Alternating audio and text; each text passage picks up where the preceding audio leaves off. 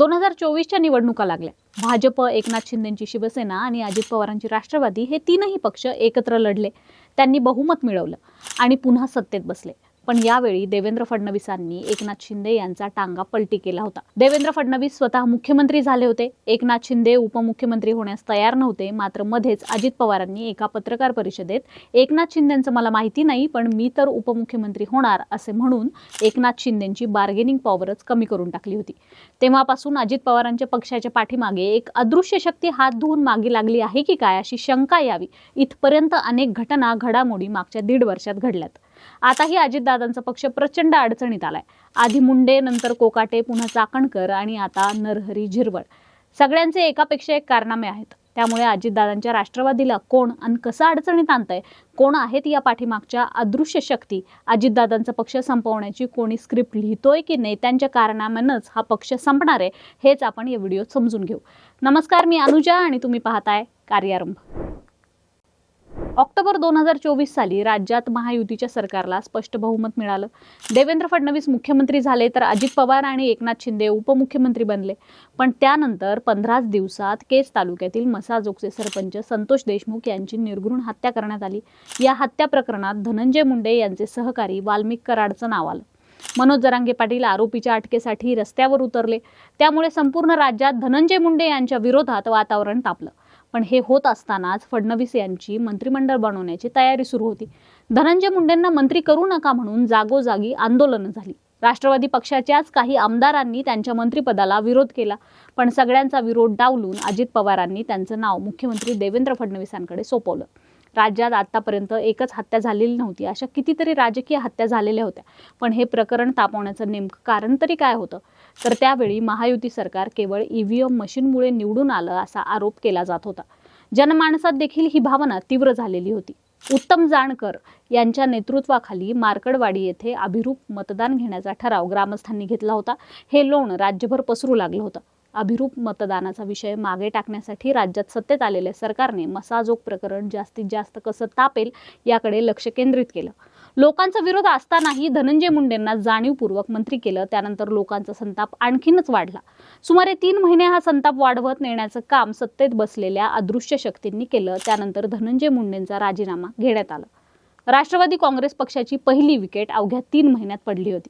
छगन भुजबळांना डावलून धनंजय मुंडेंना संधी दिल्यामुळे पक्षात भुजबळांसारखे ज्येष्ठ नेते नाराज झाले होते.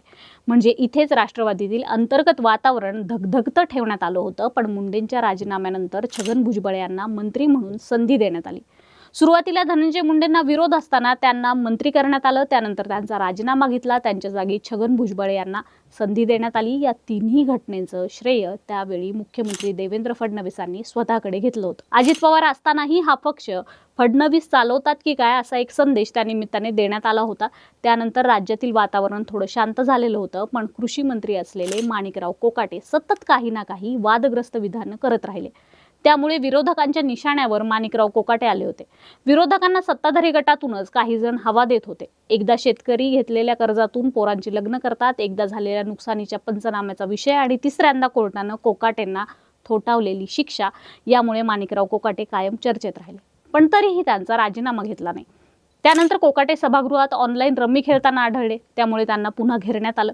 रम्मी खेळण्याची शिक्षा म्हणून कोकाटेंकडील कृषी खातं काढून त्यांना क्रीडा खात्याचं मंत्री करण्यात आलं. मात्र काहीच महिन्यात कोकाटेंची शिक्षा वरच्या न्यायालयात कायम राहिली. त्यामुळे त्यांचा राजीनामा घेण्यात आला. हाही राजीनामा देवेंद्र फडणवीसांनी दबाव टाकल्यामुळेच घेण्यात आला अशा बातम्या माध्यमांमध्ये आल्या. त्यामुळे याचंही क्रेडिट फडणवीसांनी घेतलं. आता तिसरी घटना. महाराष्ट्राच्या इतिहासात अत्यंत दुर्दैवी घटना घडली.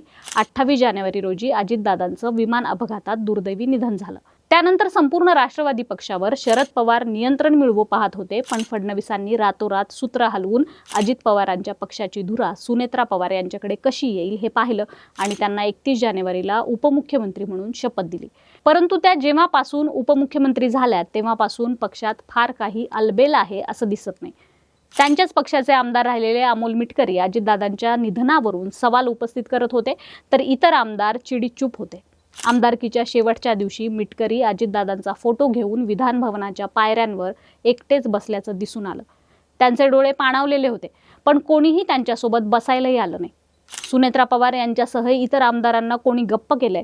अजित पवारांच्या विमान अपघाताचा साधा गुन्हा देखील महाराष्ट्रात नोंद होऊ शकला नाही, यामागे कोणती अदृश्य शक्ती आहे याची चर्चा दबक्या आवाजात होताना दिसते. चौथी बारी होती ती रुपाली चाकणकर यांची. वैष्णवी हागवणे प्रकरण, डॉक्टर संपदा मुंडे प्रकरण आणि इतरही काही प्रकरणात रुपाली चाकणकर वादग्रस्त ठरत होत्या. परंतु त्यांना अजितदादांचा पाठिंबा असल्याचा मेसेज महाराष्ट्राला देण्यात आला होता. त्यामुळे प्रत्येक प्रकरणातून रुपाली चाकणकर सही सलामत बाहेर पडत होत्या. पण मागच्या 10 दिवसांपूर्वी म्हणजेच 18 मार्च रोजी भोंदू अशोक खरात याला गंभीर गुन्ह्यांच्या प्रकरणात बेड्या ठोकण्यात आल्या. खरात आणि चाकणकर यांचे अनेक व्हिडिओ, फोटोज व्हायरल झाले. त्यामुळे मुख्यमंत्र्यांनी चाकणकरांचा राजीनामा घेतला. याही राजीनाम्याचे श्रेय मुख्यमंत्री देवेंद्र फडणवीस यांनाच देण्यात आलं, कारण राष्ट्रवादी पक्ष त्यांच्या राजीनाम्यासाठी तयार नव्हता. चाकणकरांनी महिला आयोगाच्या अध्यक्षपदाचा राजीनामा दिला असला तरी अजूनही त्या राष्ट्रवादीच्या महिला प्रदेशाध्यक्षपदी कायम आहेत. याचाच अर्थ पक्ष त्यांना पाठीशी घालतोय हेच दिसतंय. अशोक खरातचे एक कारनामे बाहेर येत असतानाच अन्न आणि औषधी प्रशासन मंत्री नरहरी झिरवळ यांचा तृतीयपंथीयासोबतचा व्हिडिओ कालपासून समाज माध्यमांवर व्हायरल झालाय. या व्हिडिओवरून नरहरी झिरवळ यांच्या राजीनाम्याची मागणी होतीये. त्यांच्या विरोधात वातावरण चांगलंच तापलंय. याही पूर्वी नरहरी झिरवळ यांचा स्वीय सहाय्यक मंत्रालयात लाच घेताना पकडला गेला होता. पण त्यावेळी मुख्यमंत्री देवेंद्र फडणवीस यांनी झिरवळ यांना क्लीन चिट दिली होती. झिरवळ यांना बदनाम करून त्यांचा राजीनामा घेण्यामागे देखील एक मोठी शक्ती कामाला लागल्याचं बोललं जात आहे. काही असो, पण जर आपण शत्रूला आपल्या विरोधात कारस्थानं करण्याची संधीच दिली नाही, आपलं चारित्र्य स्वच्छ ठेवलं तर ही वेळच येणार नाही. मंत्री झिरवळ यांना राज्यातील जनता एक अत्यंत साधा माणूस समजत होती. पण या व्हिडिओनं त्यांची प्रतिमा देखील मलिन झाली आहे.